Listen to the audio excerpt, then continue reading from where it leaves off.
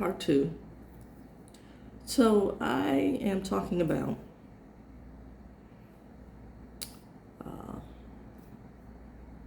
movie The Uncomfortable Truth, which is the Joan Trumpauer Mulholland story as told by her son Loki Mulholland. The movie is called The Uncomfortable Truth. And Loki is talking about his perspective in, his mom's experiences in life in the segregated South. His mom was a freedom rider. And just her experiences in telling the truth, standing on business. I want to say being a true sister. And I mean that word in every sense of the word, sister. In the way African Americans use the word sister.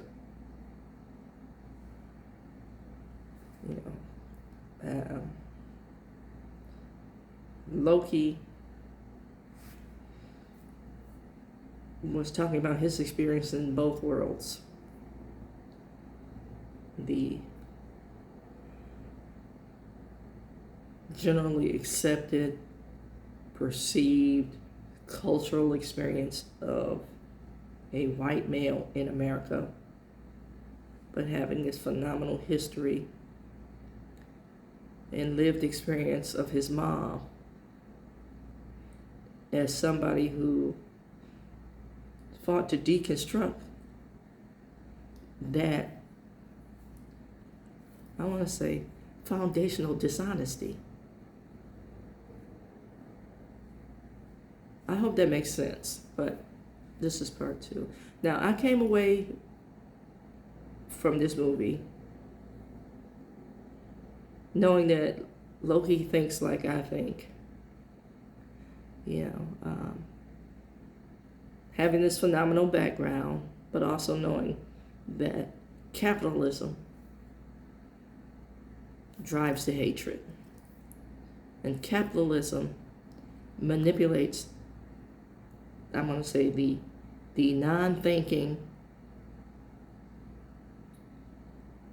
I won't say just ignorant, and I say ignorance in the way of not reading, waiting for stuff to be spoon-fed and filtered, so it's palatable, and it becomes so far removed from the truth, kind of like our food. So many additives and preservatives that it becomes so far removed from the actual food that we don't know it's unhealthy. We're being told it's healthy.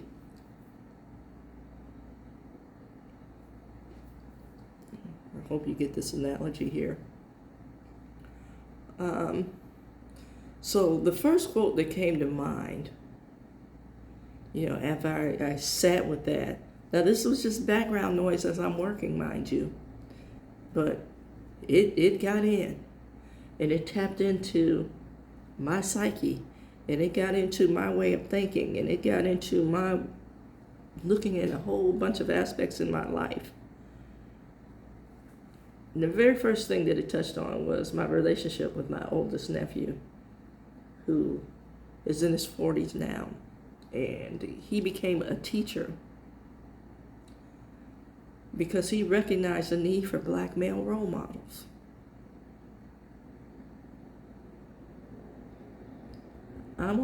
He became a teacher late in life because he recognized that need. But he and I would have conversations about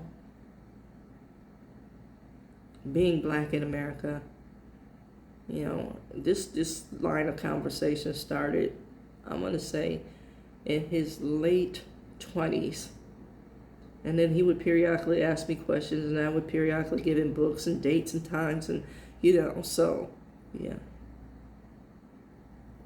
Phil, love you, bro. And now, the second oldest nephew is starting to figure out or discuss how we were raised. You know, it's like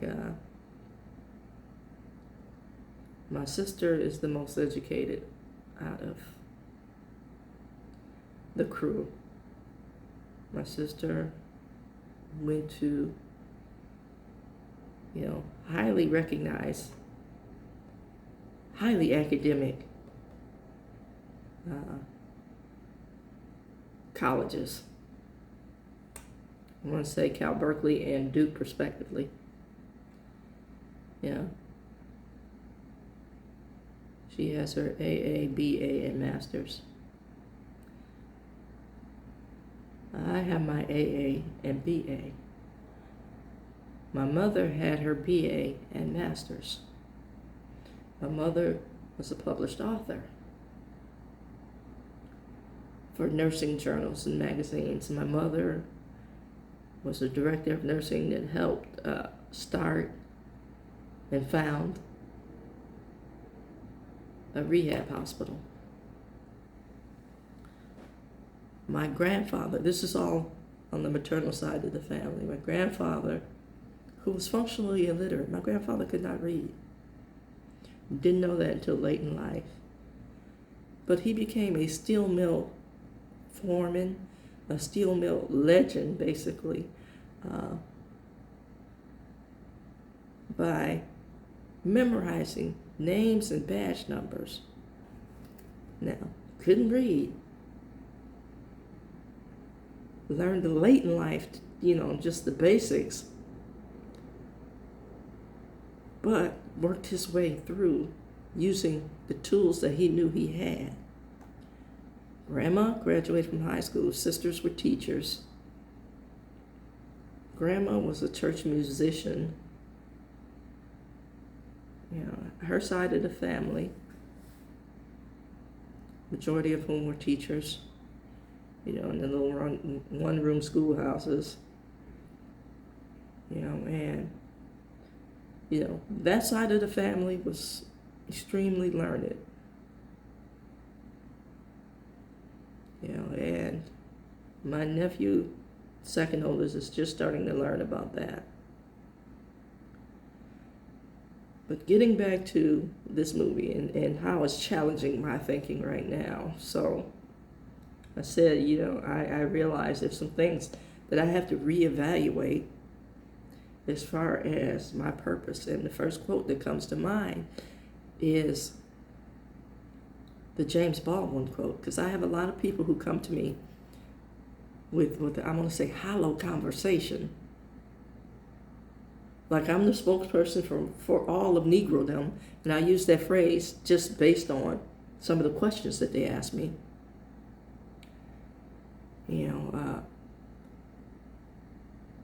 And I want to call it empty allyship because it never goes beyond the conversation.